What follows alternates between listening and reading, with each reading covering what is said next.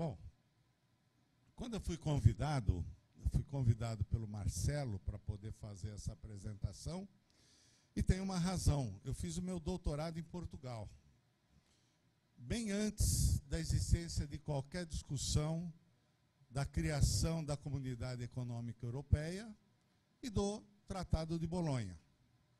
Mas um período depois eu passei a trabalhar para uma universidade portuguesa, criando cursos aqui em Suzano. E a gente tinha interesse que alguns conselheiros nossos mais jovens fossem fazer o seu doutorado lá em Lisboa, onde eu tenho boa possibilidade de abrir essas vagas. Então eu procurei saber para poder informar.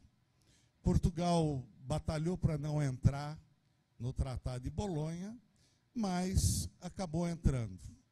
E eu vou tentar, no meio da minha fala, explicar por que Portugal e outros países não queriam entrar no Tratado de Bolonha. Então, toda vez que eu falo, aonde for que eu fale, eu sou CONFEF. A partir do momento que a gente criou, reconheceu a profissão e estamos trabalhando, em qualquer lugar que eu vá, eu vou falar sempre em nome do CONFEF. Eu falo, mostro o CONFEF, posso não ser mais para frente aí, o vice-presidente do conselho, mas sempre vou falar que eu faço parte dessa profissão. Essa profissão, nós estamos usando aqui o Discóbulo de Miró, porque não tinha qualquer maneira da gente arrumar um outro emblema e uma outra denominação para essa profissão.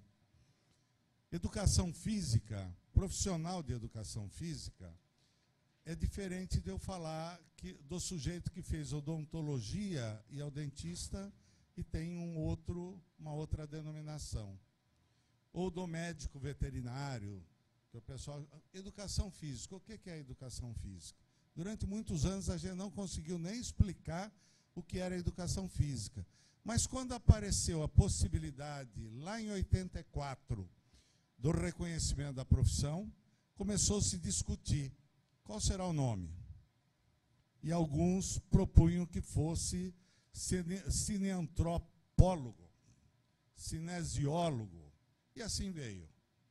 Eu sou doutor em motricidade humana, sou o primeiro brasileiro a concluir um doutorado em motricidade humana. E na época o pessoal falava para mim, dá para ser motricista? O que é motricista? É o mecânico de não sei o quê, ou é o tratorista? Não cabe. A sociedade não consome isso. O que a sociedade consome? Educação física. Então, o que nós fizemos? Se vocês olharem no Conselho Nacional de Saúde, quando ele reconheceu 14 profissões que atuam na área da saúde, tem lá o nutricionista, o médico, o não sei o quê, e profissional de educação física. Não tinha outra saída. Não é diminuir nem aumentar, é usar o meio que a sociedade conhece. E qual é o emblema, qual o logo que a gente ia pôr? Um cara correndo, sujeito fazendo ginástica. Então nós usamos lá atrás, na história do início da atividade física, o Discóbulo de Miró, com um C em verde e amarelo. Um C brasileiro, na cor do Brasil. Então nós ficamos com o Discóbulo de Miró. Só estou explicando, porque vocês vão ver em alguns lugares, precisam saber. Aqui é porque a educação física foi reconhecida como uma profissão da área da saúde. Em 1997, nós fomos reconhecidos no grupo da profissão da área da saúde, o que deu para a gente uma grande vantagem em relação àquilo que a gente era professor de escola. O que você é? Sou professor. Tanto é que hoje, nas academias, o cara fala, ô professor, em alguns lugares eu fico até bravo porque eu vejo no jornal, eu vejo o próprio professor responder, eu sou educador físico. Eu duvido que alguém consiga educar meu físico. Duvido. Porque o físico é a estrutura física. O physicem, que é o ser humano. Então, nós precisamos começar a entender como é que a gente está trabalhando. Me desculpem os que são de outro idioma, tal, eu vou procurar falar alto e mais pausado para poder dar o entendimento necessário. Características da formação profissional proporcionada pelo Tratado de Bolonha. Então, nós temos que entender o que um tratado pode ocasionar na formação de vários povos, em vários países. O que levou à implementação do Tratado de Bolonha? Alguém conhece, já ouviu falar do Tratado de Bolonha? Para que ele serve, o que ele pode mudar, por que na Europa se fez, naquela Comunidade Econômica Europeia, se estabeleceu um tratado para ver a formação profissional em todas as áreas?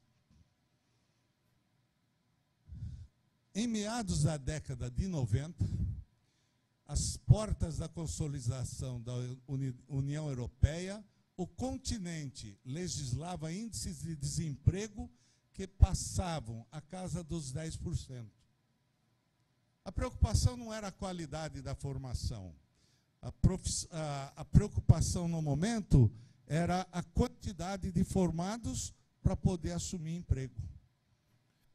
Mesmo em países considerados ricos como a Alemanha e a França, números que ainda hoje são uma realidade segundo dados da União Europeia.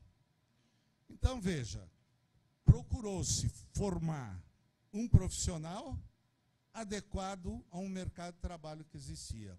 Para vocês terem uma ideia, eu estudei em Portugal no final dos anos 80 e primeiro ano 90, e era terrível. Você via muita gente atrás de emprego e que não conseguia. Por quê? Ele não tinha uma preparação adequada. Quando entrou a Comunidade Econômica Europeia, houve um número enorme de construções. Então o pessoal foi trabalhar em obra. Mas e as outras? E as outras atividades? E as necessidades da população? Estou falando Portugal, que é o país que eu vivi. Nos outros eu andei, mas eu não procurava ver muito essas coisas.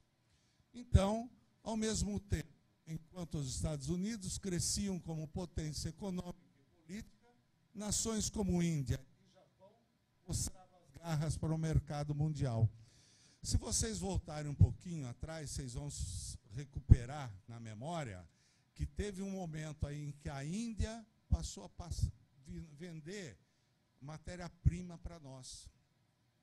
Do outro lado, o Japão passou a vender, e hoje é a China. E nós passamos para eles um material que volta para nós trabalhado. Nós temos o mesmo problema que a Comunidade Econômica Europeia teve no seu início. Um índice muito grande de desempregados. E o emprego no Brasil, ele é tão ruim que o professor da escola ganha menos que um preso. Para a gente ter uma ideia. O preso ganha mais, um preso com 5 filhos vale por 3 professores. Então, aonde nós estamos? Nós precisamos entender o que são as várias profissões. E não pense que é a educação física, não, que é o professor. As várias cidades estão sem médicos, porque a prefeitura tem um salário que é loucura. O sujeito ganhava mais na bolsa quando ele fazia residência médica do que se ele for um médico de prefeituras. Então, nós estamos passando por um momento que a gente tem que analisar. E aí é por isso que realmente eu aceitei analisar o Tratado de Bolonha nesse perfil todo. Era preciso mudar o cenário.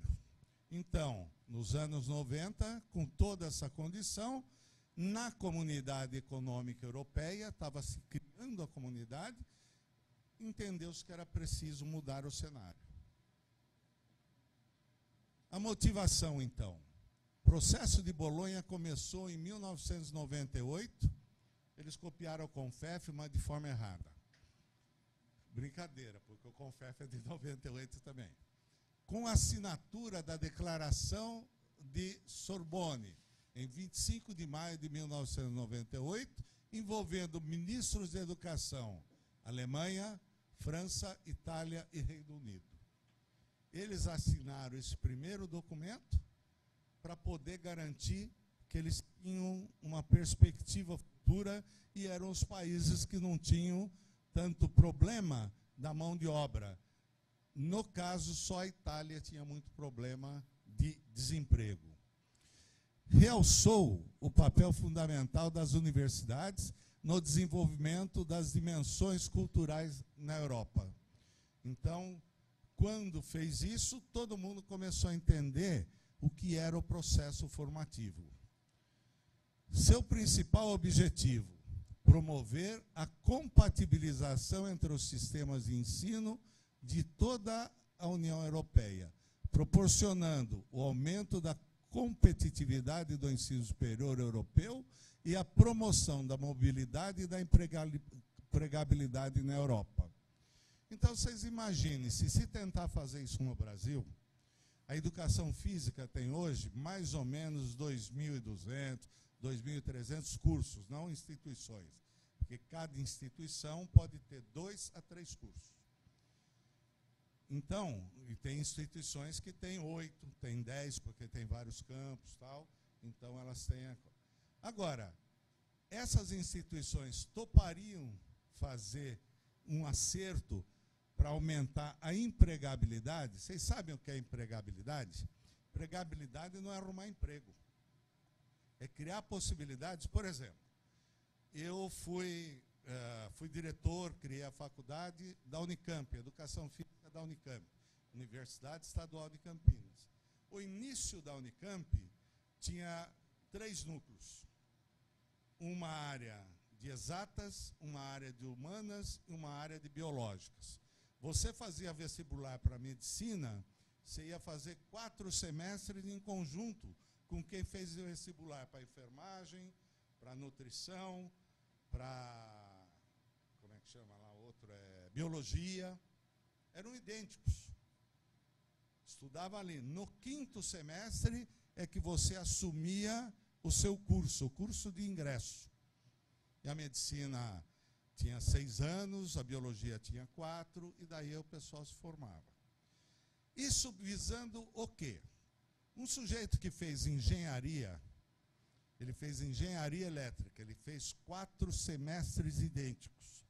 Ele entende tudo da questão da engenharia. Ele vai entender da questão da eletricidade no 5º, 6º, 7º e 8º. Ele foi para o mercado de trabalho. O mercado de trabalho está ruim naquela área, ele volta na universidade, faz mais 2 semestres, 2, de uma outra área, pode ser eletrônica. E ele abriu um mercado de trabalho em cima de uma formação básica que ele tinha. Eu segui isso na formação da educação física da Unicamp, na construção. Eu construí um tronco comum, que não era básico, chamava de tronco comum, 4 semestres, onde a gente estuda até hoje, o ser humano, a sociedade, o meio ambiente, materiais e equipamentos. Que eu vou usar tanto no esporte, na recreação, na licenciatura, no que for. Daí abrimos um curso de licenciatura.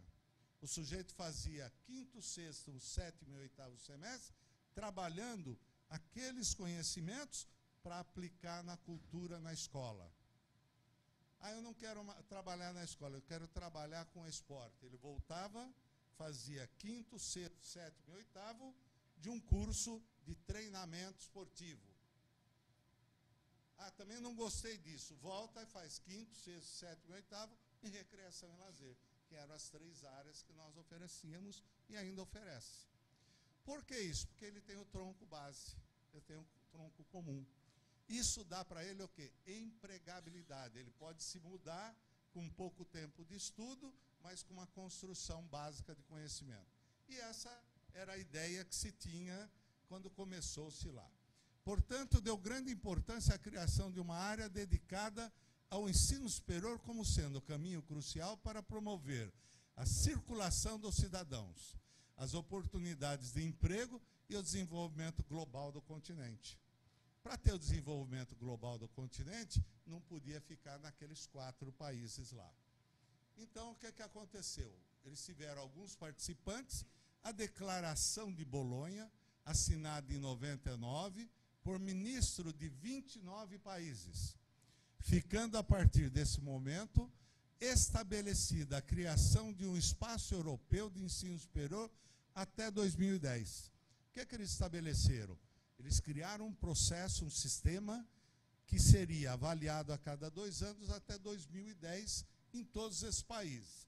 A lista de países que, através dos seus ministros ligados à educação superior, subscreveram ao Tratado de Bolonha.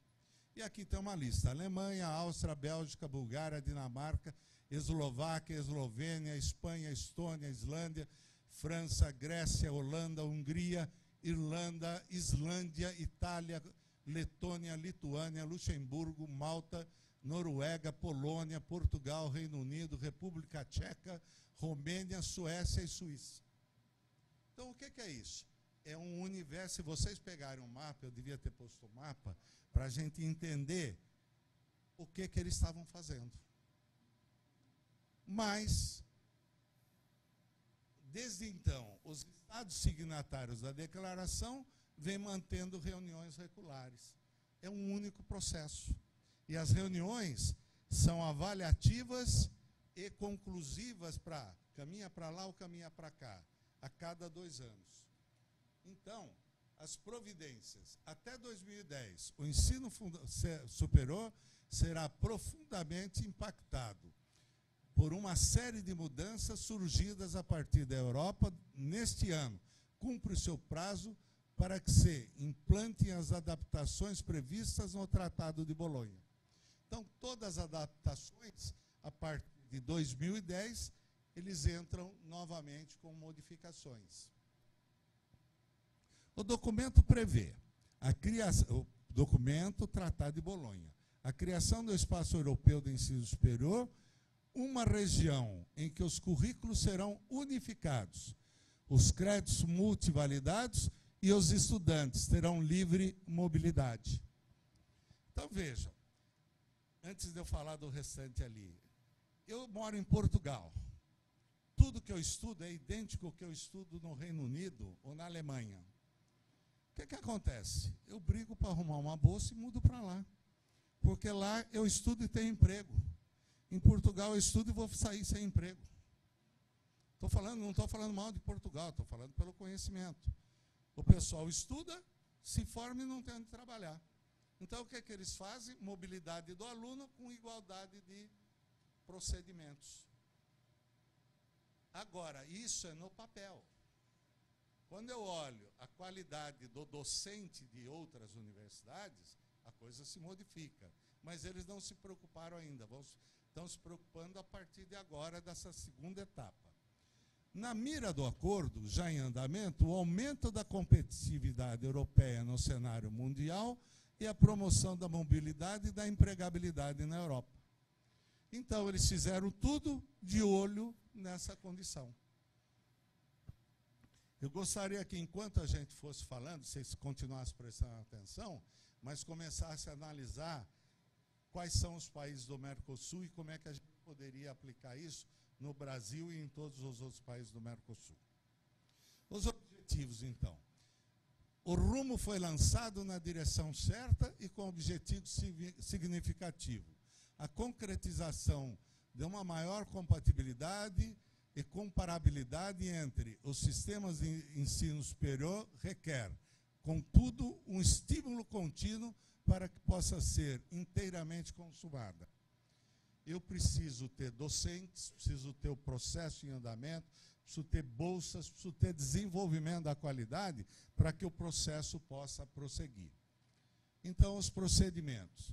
As instituições europeias de ensino superior aceitaram o desafio, assumiram um papel preponderante na criação do Espaço Europeu do Ensino Superior. Também, à luz dos princípios fundamentais estabelecidos na Magna Carta Universitatum de Bolonha, do ano de 98, isto é, da máxima importância, dado que a independência e a autonomia das universidades asseguram que o ensino superior e os sistemas de estudo se adaptem às necessidades de mudança, às exigências da sociedade e aos avanços do conhecimento científico. Então, vamos pensar um pouquinho. Eu sou do estado de São Paulo e nós temos 3 universidades públicas. E são 3 universidades de altíssima qualidade. USP, Unesp e Unicamp. Será que a gente conseguiria, dentro dessas 3, criar um sistema único? Tentamos. Tentamos um sistema único, não do desenvolvimento do ensino, mas do número de profissionais, da porcentagem, porque recebemos o dinheiro do Estado, do número de doutores, de mestres, da carreira docente, dos aumentos. Só para vocês terem uma ideia, quando se fez isso, as 3 universidades quase implodiram devido aos pagamentos que tinham que fazer para os docentes. O que fizeram? Cada 3 aposentados, entra só um. Diminuíram o número docente. Isso diminuiu o pesquisador, porque na Unicamp, pelo menos só posso falar da Unicamp, USP e Unesp, eu nunca atuei. Na Unicamp, o sujeito dava 6 aulas por semana e tinha dedicação exclusiva. O resto ele ficava no laboratório, em casa, no que fosse, e ainda arrumava dinheiro da CAPES, do CNPq, para fazer pesquisa. E daí, o que você faz com a formação? A formação começa a ficar cara e começa a ficar ruim, porque como o sujeito vê que ele tem mais dinheiro se ele for fazer pesquisa, ele quer dar menos aula. Então, veja, são problemas que a gente está observando em 3 universidades, que são universidades de renome internacional. A Convenção de Bolonha, portanto, é um tratado europeu que vem uniformizar o ensino superior universitário politécnico dos países da União Europeia. Além da reformulação do ensino, cursos, são também uniformizados os graus acadêmicos, extinguindo o seu grau de bacharelado. A Europa vivia do bacharel. O bacharel era aquele profissional que podia atuar em todo o mercado, com exceção, como é o nosso, na escola. E eles tinham a licenciatura. E daí, a hierarquia era disposta do modo seguinte: licenciatura, para poder atuar na escola e fora. Grau acadêmico conferido após 3 a 4 anos, em alguns cursos com aproveitamento. O sujeito se formava e ele se forma, pode trabalhar. Só que o que eles fizeram? Quando todo mundo achou que pela licenciatura eu poderia trabalhar em qualquer lugar, estabeleceu-se que o licenciado não pode trabalhar em lugar nenhum. Ele tem o primeiro passo da formação. E daí você faz o quê? Eu me formei, eu sou licenciado. Tá bom, você tem licença para continuar seu estudo.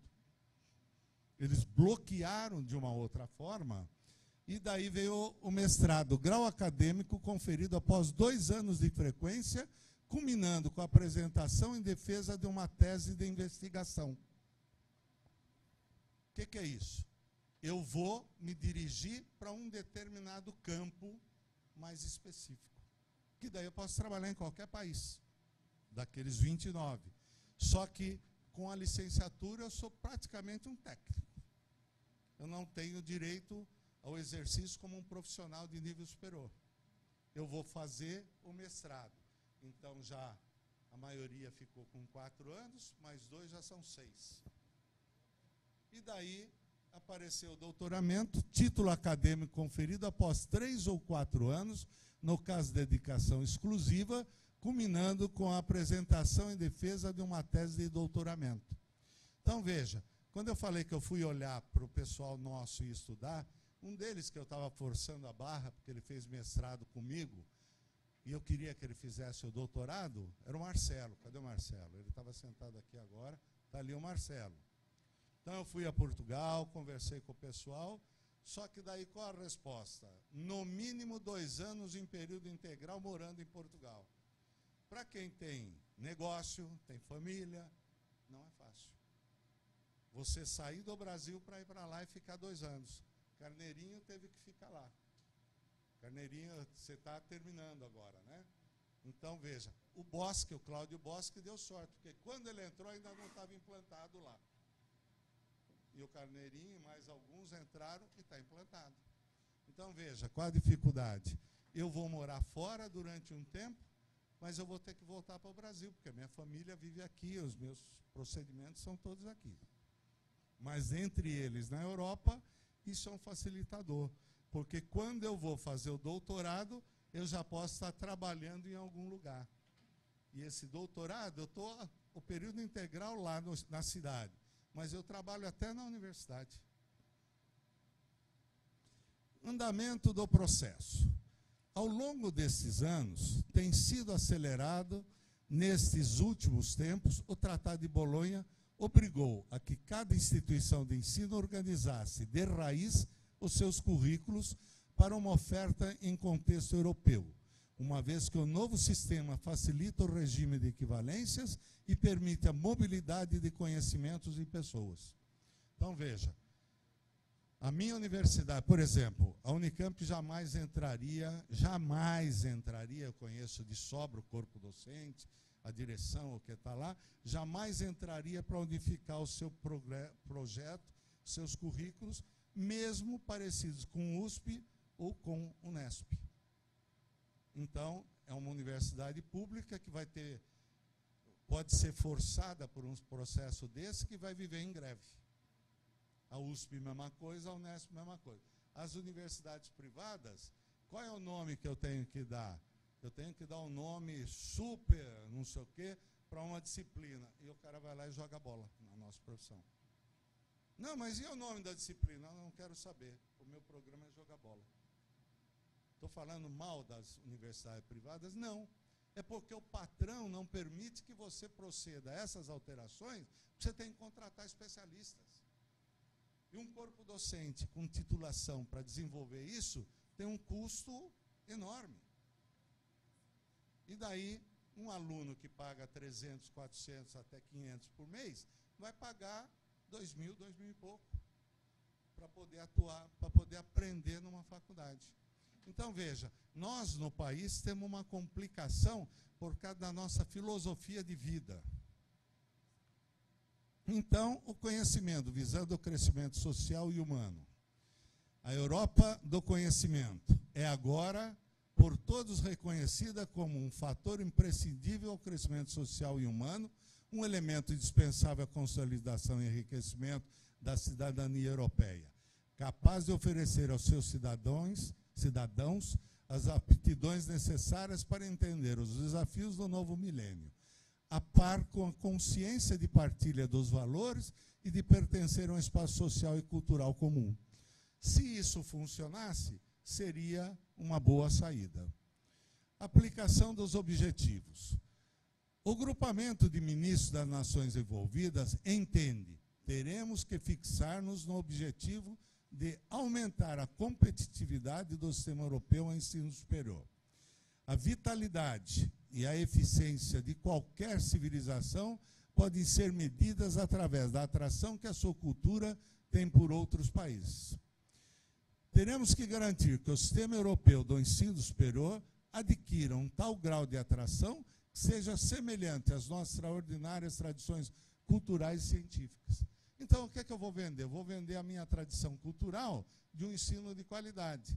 Quais os outros países daqueles 29 que têm a tradição cultural de ensino de qualidade?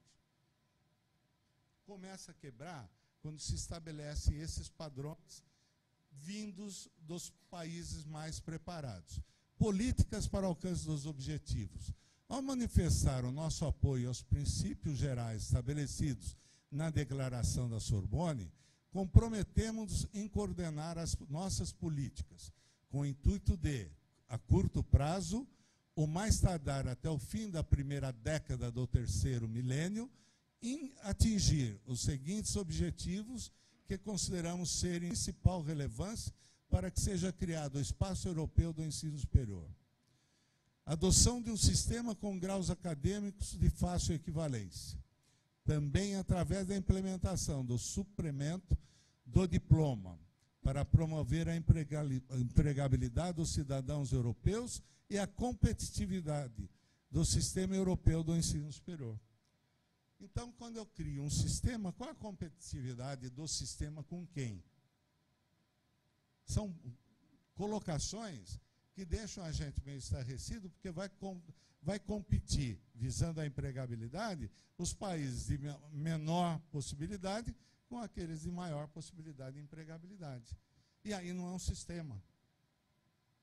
Se o CONFEP fosse assim, olha, esse CREF aqui tem mais possibilidade que aquele, nós já teríamos arrebentado há muito tempo. E nós fazemos tudo para que todos os CREFs, com mais ou menos dinheiro, com mais ou menos registrados, tenham a mesma qualidade, a mesma responsabilidade e desenvolvam as mesmas atividades e ações, que é a nossa missão. Então, só para entender, eu não estou metendo a boca no tratado, só estou tentando explicar para que vocês pensem. Adoção de um sistema baseado essencialmente em duas fases principais, a pré-licenciatura e a pós-licenciatura. O acesso à segunda fase deverá requerer a finalização com sucesso dos estudos da primeira, com a duração mínima de 3 anos. Então, para eu ir para a pós-licenciatura, que é mestrado e doutorado, eu tenho que ter uma licenciatura de qualidade. Agora, a licenciatura de qualidade depende de uma pré-formação, que para nós é a educação básica, de um sujeito com qualidade, que em 3, no máximo 4 anos, você consiga colocá-lo num nível adequado para que ele tenha mestrado e doutorado. Vocês imaginam a gente aplicar isso na educação brasileira? Como é que nós faremos em alguns estados? Como é que nós faremos em algumas comunidades? Então, veja, isso são os tempos. Eu sou um noveleiro, né? Eu assisto novela, porque como eu não enxergo bem, eu já não saio mais à noite, e eu vejo, alguém assiste Lado a Lado? O Lado a Lado passou essa semana que a dançarina lá resolveu, com as 2 outras senhoras, montar uma escola no morro para melhorar a qualidade. Eu não acompanhei, porque eu estou aqui esses dias, mas certamente vai causar muito problema com a sociedade dos brancos e ricos, porque o de lá vai saber ler e escrever e não vai aceitar mais qualquer emprego. Então, veja, são complicações que a gente precisa entender. Hoje não tem mais isso no Brasil, mas nós tivemos essa fase. E essa fase, para nós, é um aprendizado que a gente tem que trabalhar até um ponto. A partir desse ponto, a família sai um pouco e entra mais a responsabilidade do indivíduo. O grau atribuído após terminada a primeira fase deverá também ser considerado como sendo um nível de habilitações apropriado para ingressar no mercado de trabalho europeu. Então, veja, lembra que eu falei da licenciatura 3 ou 4 anos, mas não pode ingressar. O nível seguinte é para ele a habilitação apropriada para ele ingressar no mercado de trabalho. A segunda fase deverá conduzir ao grau de mestre ou doutor, como em muitos outros países europeus. A criação de um sistema de créditos, tal como o sistema ECTS, European Commodity Currency Credit Transfer System, representando uma forma adequada de incentivar a mobilidade de estudantes da maneira mais livre possível. Então, eu acho que eu estou bom, eu mudo para um país melhor e lá eu tenho outras possibilidades, inclusive de ter emprego enquanto eu estudo ou de ter uma bolsa de governo. Os créditos poderão também ser obtidos em contextos de ensino não superior, incluindo aprendizagem feita ao longo da vida, contando que sejam reconhecidos pelas universidades participantes. Aí é um negócio que a gente faz em algum jeito no Brasil, e de alguma forma a gente reconhece, por exemplo, o indivíduo, e nós fazemos isso, o indivíduo que já trabalha na escola e que ele vai fazer aquele curso médio, né? Por isso que nós temos a licenciatura plena, a licenciatura média, e ele usa todos aqueles créditos do trabalho dele como estágio, tempo de estágio já feito. Isso na licenciatura também é permitido. Incentivo à mobilidade por etapas no exercício útil, que é a livre circulação com particular atenção. A. Aos estudantes, o acesso à oportunidade de estudo e de estágio e o acesso aos serviços relacionados. B. Aos professores, investigadores e pessoal administrativo, o reconhecimento e valorização dos períodos dispendidos em ações europeias de pesquisa, docência e de formação, sem prejudicar os seus direitos estatutários. Eu vou tentar andar um pouco aqui e explico mais quando aparece a... Incentivo à cooperação europeia na garantia da qualidade com o intuito de desenvolver critérios e metodologias comparáveis, promoção das necessárias dimensões a nível europeu no campo do ensino superior, nomeadamente no que diz respeito ao desenvolvimento curricular, cooperação interinstitucional, projetos de circulação de pessoas e programas integrados de estudo, estágio e pesquisa. Então, os governos se relacionam e vão dando bolsas para o pessoal poder estar participando e circulando nos vários cursos. Com isso, comprometemos a atingir esses objetivos no âmbito das nossas competências institucionais e respeitando inteiramente a diversidade das culturas, línguas, sistema de ensino nacionais e autonomia das universidades, para consolidar o espaço europeu no ensino superior. Então, veja, quando a gente começa a ler algumas questões, eu tenho muita certeza que se eu fizesse parte de representação de algum, e eu teria que estar num país que tenha alguma condição, eu brigaria em todo isso aqui. Porque isso aqui é coisa que não vai acontecer para os 29. Isso vai acontecer para aqueles que têm interesse em pensar os melhores dentre os 29 da Bolsa. Com esse fim, seguiremos os caminhos da cooperação intergovernamental em conjunto com as organizações europeias não governamentais que tenham autoridade no campo do ensino superior.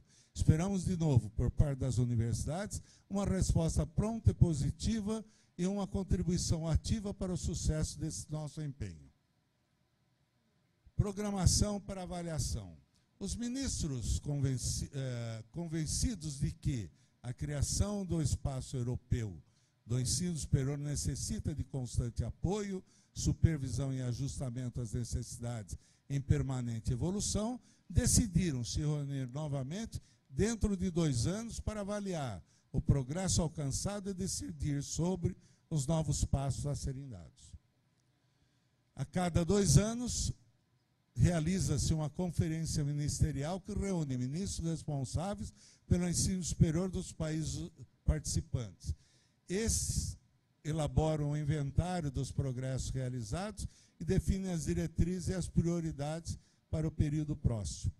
E vocês imaginem se a gente tentasse fazer isso no Brasil, na área do esporte, e falasse que o ministro do esporte vai ter a noção das coisas. Eu não tenho muita certeza se ele sabe o nome dos pais. A preocupação é política, não é uma preocupação de qualidade. E nós estamos nos aproximando de eventos que vão ter necessidade de qualidade, de responsabilidade e de respeito, e não de ação política. Aproveito para fazer minhas críticas. Manifestações. De certa forma, o processo de Bolonha é um facilitador do rompimento de fronteiras educacionais na medida em que homogeneiza a formação em praticamente todo o continente europeu. Ele é, do ponto de vista estratégico, inclusive um forte elemento de apoio à União Europeia e à unificação dos países do ponto de vista educacional. Afirma o reitor da Universidade Federal de São Carlos, de Santa Catarina, né, Lúcio José Botelho. No entanto, ainda há resistências de alguns países em discutir o tema. Algumas instituições latino-americanas são contrárias a ele, pois pode significar uma atratividade a mais para a ida do estudante. Embora se reconheçam os problemas, a solução ainda é fortemente questionada por especialistas. Para muitos, ela não resolve a questão e ainda capta estudantes de outros países, o que poderia, teoricamente, transferir o problema. O sistema europeu do ensino superior, sabidamente, tem hoje mais vagas do que candidatos.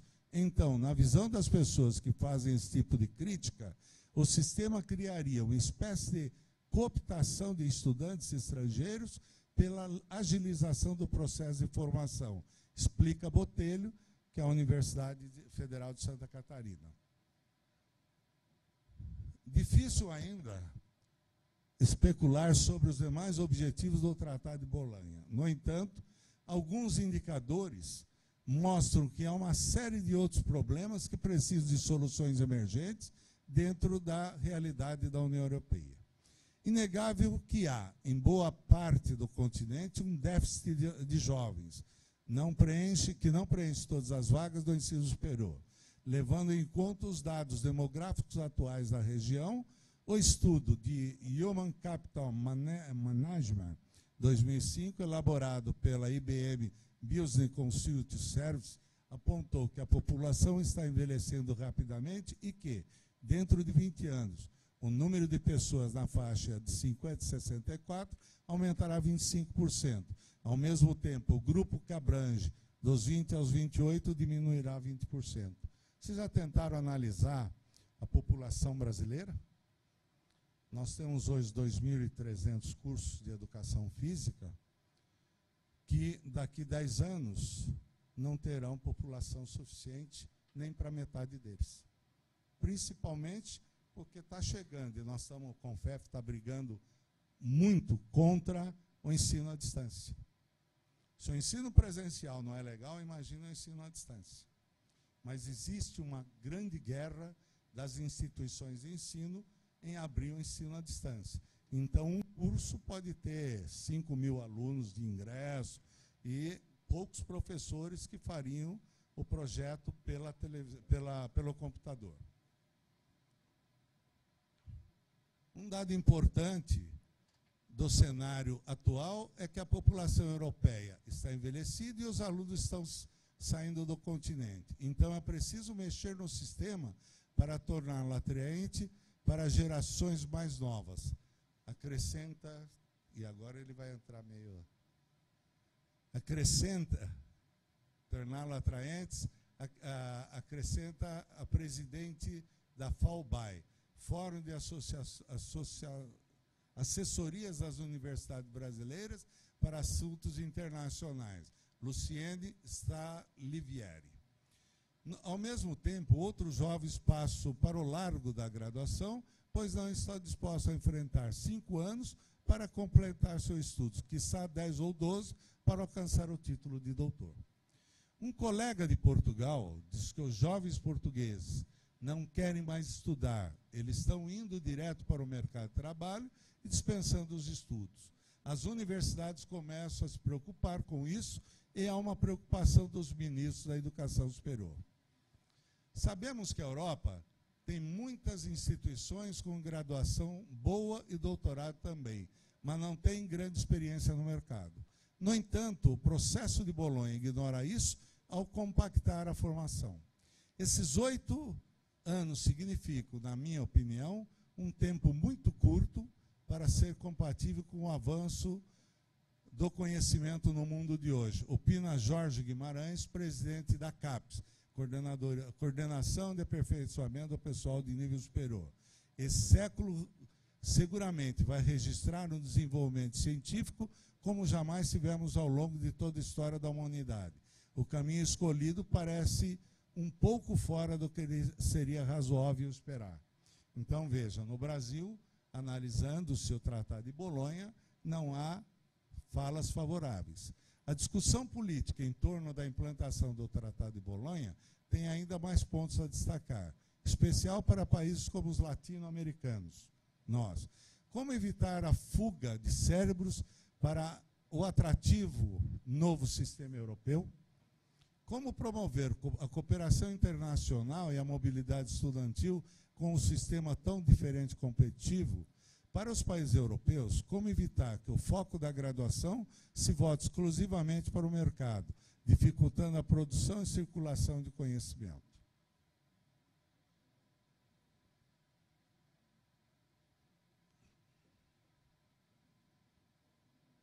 Ainda que estejamos a apenas 4 anos do cumprimento do prazo, isso aqui foi escrito em 2006, para a implantação do sistema, é inegável que os debates ainda se estenderão e se aprofundarão nestas e em outras questões.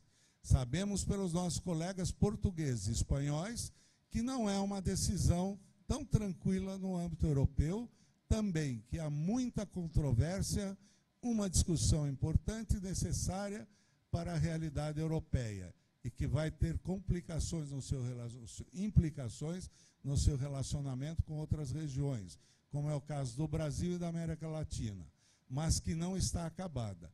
Finaliza o presidente da ANDIFES, Associação Nacional dos Dirigentes das Instituições Federais de Ensino Superior, Paulo Spiller, que também é reitor da UFMT, Universidade Federal de Mato Grosso.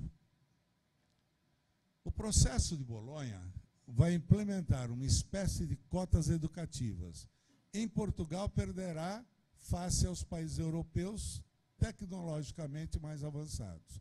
O alerta foi lançado ontem na Faculdade de Economia do Porto pelo diretor do Centro de Investigação de Políticas do Ensino Superior, CIPES, Alberto Amaral. Revelou existir uma agenda oculta de Bolonha que reduz tudo a uma questão de competitividade econômica do espaço europeu. Diminuir os custos para a mão de obra nos encargos do Estado com o ensino superior são os objetivos principais a atingir. Para Alberto Amaral, é o mesmo de Portugal, o que está por trás de Bolonha são os problemas dos salários europeus muito elevados, agravados pelo que resta do sistema do Estado Providência, os quais prejudicam a posição da Europa. No novo sistema da competição econômica global, Alberto Amaral chamou a atenção da assistência para a substituição crescente do termo emprego por empregabilidade, ou seja, o primeiro ciclo de estudos com relevância para o mercado de trabalho será financiado pelo Estado. Contudo, serão os estudantes a pagar o ensino pós-graduado, segundo ciclo, como forma de ele próprio zelar pela sua empregabilidade. Então, eu pago para você fazer a licenciatura e você paga para chegar a uma condição de ingresso no mercado pelo mestrado. As provas de Alberto Amaral, o rascunho do relatório que serviu de base ao alerta lançado ontem por Alberto Amaral na Faculdade de Economia do Porto, apresenta, entre outras, as seguintes recomendações aqui abreviadas. Não aumentar o financiamento público, o acréscimo de financiamento, quanto necessário, deve vir de fontes privadas.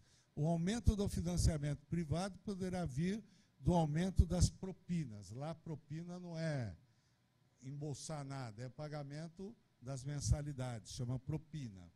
De impostos sobre os detentores de um curso superior ou de um sistema de empréstimos. O aumento do financiamento privado poderá ainda vir do estabelecimento de parcerias público-privado, como nos novos hospitais, para ensino e de encorajamento das atividades comerciais e de contratos de investigação entre instituições de ensino e o setor privado. Os salários dos professores e as suas carreiras devem passar a ser ligados à sua produtividade, nomeadamente em termos de sucesso dos alunos. Então, é mais ou menos o exame que se faz aqui, Enem e tal. Se os alunos forem aprovados, o pessoal dessa universidade pode ter direito a alguns aumentos. Processo de Bolonha no ensino superior na América Latina. O caso do Brasil. Estou chegando ao fim. Enquanto as críticas vão se somando, os receios são mais claramente revelados. E surge assim o argumento talvez mais contundente contra o processo de Bolonha no Brasil.